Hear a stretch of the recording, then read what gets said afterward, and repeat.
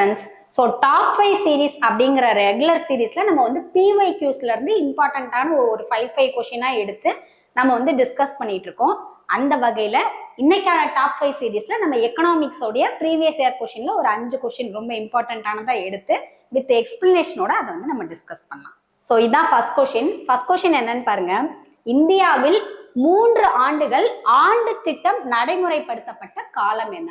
So இந்தியாவில் வந்து பார்த்தீங்கன்னா 5 இயர் பிளான்ஸ் 5 திட்டங்கள் அப்படிங்கிறது வந்து 1951ல இருந்து போட்டுட்டு இருந்தாங்க.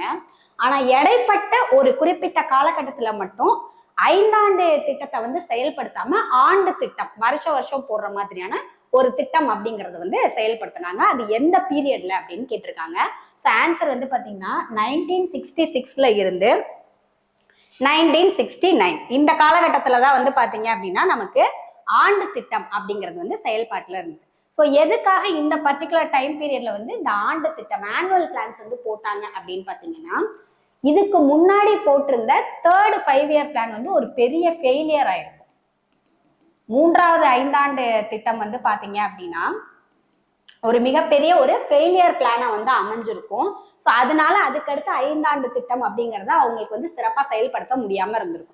ஸோ அதனால என்ன பண்ணிருப்பாங்க, இந்த குறிப்பிட்ட காலகட்டத்துக்கு 1966ல இருந்து 67 வரைக்கும் ஒரு ஆண்டு திட்டம், அடுத்து 67ல இருந்து 68 வரைக்கும் 1 இயர் பிளான், அடுத்து 68ல இருந்து 69 வரைக்கும் ஒரு 1 இயர் பிளான் அப்படிங்கிற மாதிரி போட்டு இந்த காலகட்டத்தை வந்து கழிச்சிருப்பாங்க. இதை வந்து பிளான் ஹாலிடேஸ் அப்படின்ற மாதிரி கூட வந்து சொல்லியிருப்பாங்க. ஓகேவா? ஸோ இந்த குறிப்பிட்ட அந்த ஓராண்டு திட்டத்திலையுமே வந்து பாத்தீங்கன்னா விவசாயம், அதுக்கப்புறமா வந்து பாத்தீங்கன்னா இண்டஸ்ட்ரீஸ், ஓகேவா? ஸோ தொழில்கள், இதுக்கும் வந்து முக்கியத்துவம் கொடுத்துதான் இந்த ஒவ்வொரு ஆண்டு திட்டத்தையும் வந்து போட்டிருப்பாங்க. ஓகேவா? ஸோ இதுலயுமே வந்து விவசாயம், அதுக்கப்புறமா வந்து பாத்தீங்கன்னா இண்டஸ்ட்ரீஸ், இதுக்கு தான் வந்து இம்பார்ட்டன்ஸ் அப்படிங்கிறது கொடுக்கப்பட்டிருக்கும். ஸோ இந்த டைம் லைன்ல வந்து பாத்தீங்கன்னா நமக்கு வார், பஞ்சம், அந்த மாதிரி நிறைய விஷயம் இருந்திருக்கும். ஸோ ரொம்ப வந்து கஷ்டமான காலகட்டமா இது வந்து இருந்திருக்கும். ஓகே, ஸோ அப்ப ஆனுவல் பிளான்ஸ் எப்ப, இதை வந்து பிளான் ஹாலிடேன்னு சொல்லலாம், இல்ல ஆனுவல் பிளான்ஸ்னு சொல்லலாம். ஸோ ஆனுவல் பிளான்ஸ் வந்து எப்ப அப்படின்னா 1966ல இருந்து 1969. So next question. அடுத்த கொஸ்டின் பாருங்க. சரக்கு மற்றும் சேவை வரியை முதலில் அறிமுகப்படுத்திய நாடு எது? அதாவது ஃபர்ஸ்ட் ஜிஎஸ்டி அப்படிங்கறத யாரு வந்து எந்த கண்ட்ரி வந்து இன்ட்ரடியூஸ் பண்ணாங்க அப்படின்னு கேக்குறாங்க. ஸோ முதல்ல வந்து ஜிஎஸ்டிய வந்து கொண்டு வந்தது வந்து பிரான்ஸ் தான். ஓகேவா?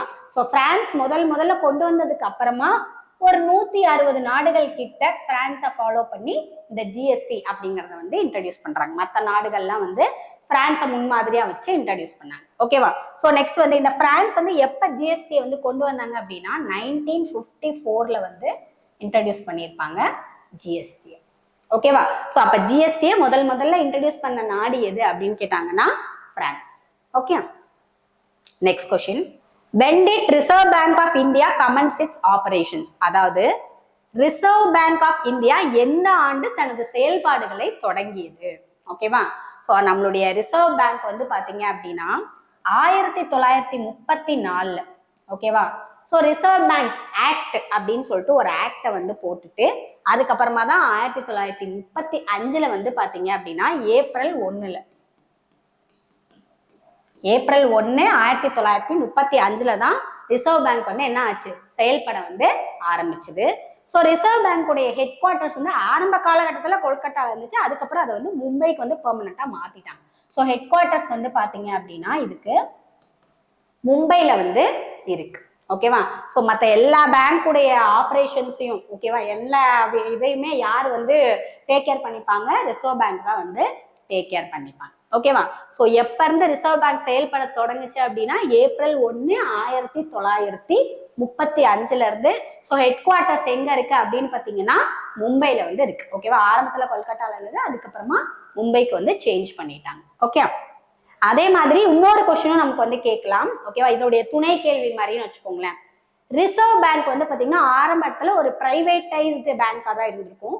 ரிசர்வ் பேங்க் வந்து எப்ப நேஷனலைஸ்ட் ஆச்சு அப்படின்னு பாத்தீங்கன்னா 1949.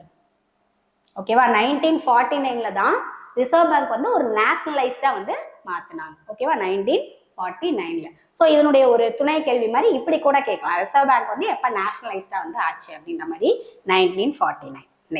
நெக்ஸ்ட் ஜிஎஸ்டி கவுன்சில் தலைவராக யார் செயல்படுவார்? அதாவது who will act as the chairperson of GST council.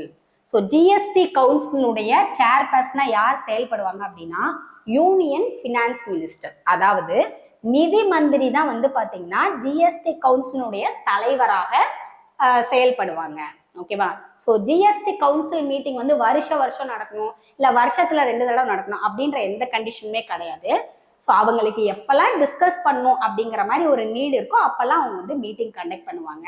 So இது ரிலேட்டடான ஒரு கரண்ட் அஃபேர்ஸ் கூட பாத்தீங்க அப்படின்னா சமீபத்துல டிசம்பர் 21, 2024 வந்து பாத்தீங்கன்னா 55வது ஜிஎஸ்டி கவுன்சில் மீட்டிங் வந்து நடந்தது.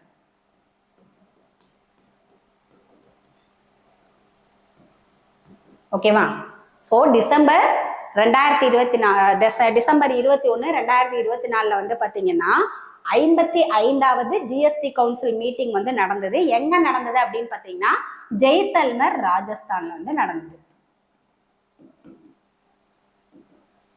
ஓகேவா?